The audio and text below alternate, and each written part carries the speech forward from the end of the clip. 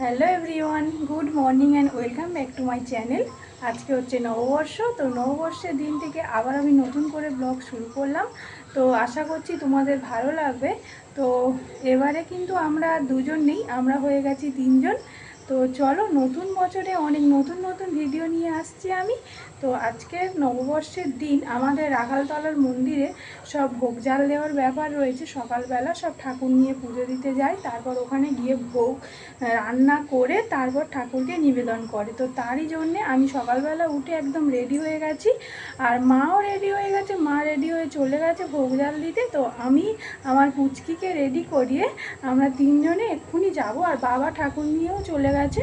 তো চলো, ready teddy হয়ে গেছে, আর এখন বাজছে সকাল 6টা। এখন থেকে আজকের সারাদিনের ব্লগটা শুরু করে দিলাম। আই হোপ তোমাদের খুব ভালো লাগবে। তো চলো বেরিয়ে যাই, গিয়ে তোমাদের সাথে সব কিছু শেয়ার করবো। দেখো, এই হচ্ছে আমার মাম্মা, আমার ছোট্ট সোনা মাম্মা। তো তোমরা এবারে ভিডিওতে তোমরা একেও দেখতে পাবে, আমার দুট্টু বুড়িকে। আমার দুট্টু বুড়িকেও সকালবেলা রেডি করিয়ে নিয়েছি।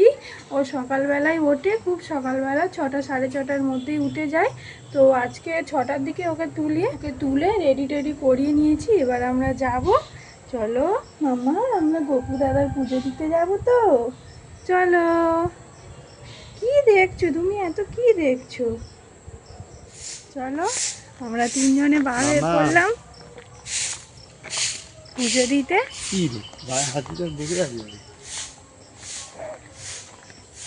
কি দেখছো তুমি? আমরা এক্ষুনি চলে আসবো। তো প্রত্যেক বছরের মতো এই বছরেও পয়লা বৈশাখের দিন সেই ভোর 5:30টার সময় মা চলে এসছে রাখালতলায় ভোগ জাল দিতে। এখানে মা ভোগ জাল দিচ্ছে, আর আরও প্রচুর মানুষ ভোগ জাল দিচ্ছে। আজকে না সারা দিন মানুষ ভোগ রান্না করে ঠাকুরকে নিবেদন করবে। তো আর প্রত্যেক বছর এত গরম পড়ে না এই দিনটাতে, ওই জন্যে না ভোরবেলা এসে ভোগ জাল দেওয়াটাই ভালো। যত বেলা হবে তত ভিড়ও বাড়বে আর গরমও বাড়বে।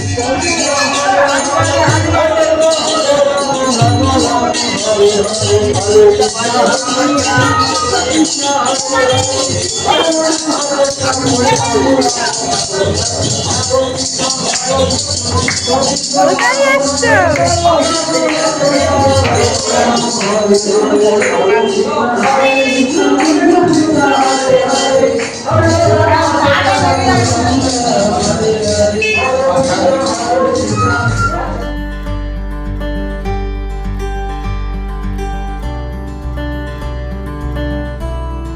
এই যে দেখো, এইটা হচ্ছে বাবা রাখালের মন্দির।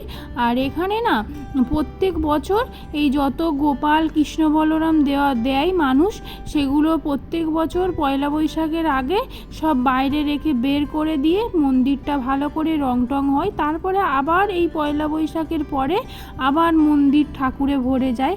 আমাদের প্রত্যেক বছর কৃষ্ণ বলরাম দেওয়া হতো, আর এই বছরটা নিয়ে 3 বছর আমাদের গোপাল দেওয়া হচ্ছে।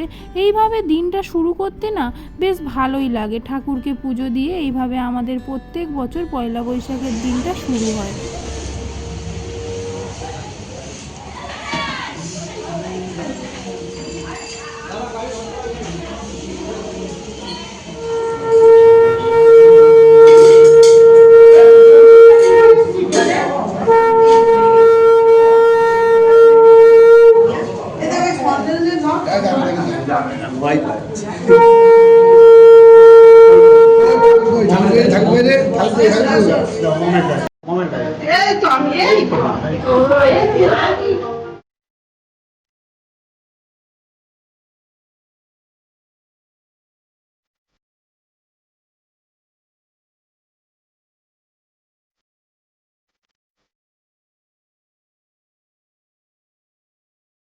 পুজো কমপ্লিট।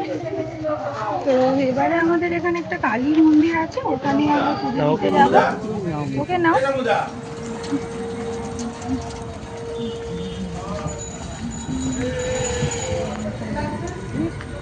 মেয়ে বড় হয়ে যাচ্ছে কাকু তাড়াতাড়ি। মাম্মা গো, ভালো লাগছে মা? তুমি কোথায় ছিলে আগের বছর? হ্যাঁ,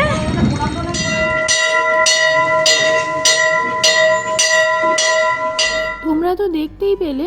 আগে বাবার কাছে পুজো দিলাম, তারপরে চলে এসেছি কালী মন্দিরে মায়ের কাছে পুজো দিতে। পুজো টুজো দিয়ে তাড়াতাড়ি বাড়ি চলে যেতে হবে, কেননা আজকের বাড়িতে রয়েছে প্রচুর রান্না বান্না। তো বছরের শুরুটা আমাদের এইভাবেই হয়, তাই তোমাদের সাথে শেয়ার করে নিলাম।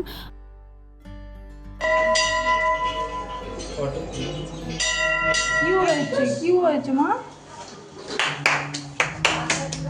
তুমি আসবে দিয়া রানী? পিপি কই, পিপি কই, আমার পিপি কই? আমাদের হয়ে গেছে সব কিছু, এখন বাজছে 7টার মতো। তো পুজো টুজো কমপ্লিট, মার মন্দিরে পুজো দিচ্ছে, ঠাকুরমশাই পুজো করবে, এখনও বাকি আছে। ওই জন্যে ও আর বাবা ওয়েট করছে, মা আগে চলে গেছে, আমরাও বাড়ি যাচ্ছি। বাবা ভোরবেলা উঠে গেছে তো, তাই ঘুম পেয়ে গেছে আমার মাম্মাটার। আমার দুটু মাম্মা গো, এটা কি করে? বাইরে গেলে একদম শান্ত, যেন মনে হয় কিছুই জানে না, কিন্তু ঘরে এলে দুরন্ত। দেখো দেখো, চশমাটা নেবে, আমার চশমা। এই দেখ মেলা থেকে কি এসেছে দেখ, কালকে ঢোল এসেছে, ঢোল।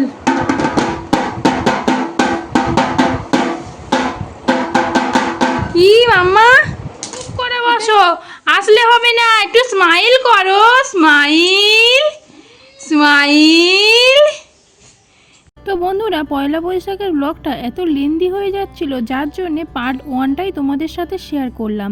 নেক্সট আসছে পার্ট 2, ভালো লাগলে অবশ্যই লাইক করে রেখো।